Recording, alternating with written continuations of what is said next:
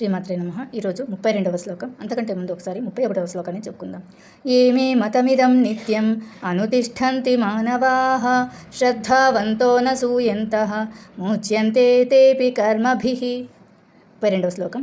ఏ త్వేతదభ్యసూయంతః నానుతిష్ఠంతి మే మతం సర్వజ్ఞాన విమూఢాంస్తాన్ విద్ధి నష్టాన చేతసః.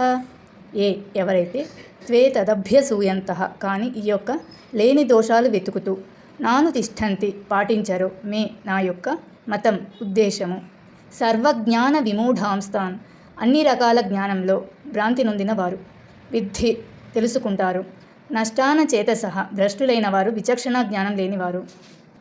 కానీ జ్ఞానం లేక మరియు విచక్షణ లోపించి నా ఈ బోధనలో లోపాలను వెతికేవారు ఈ సిద్ధాంతములను నిర్లక్ష్యం చేసి తమ భ్రష్టత్వాన్ని తామే కోరి తెచ్చుకుంటారు అని ఈ శ్లోకం యొక్క అర్థం. శ్లోకాన్ని ఇంకొకసారి చెప్పుకుందాం.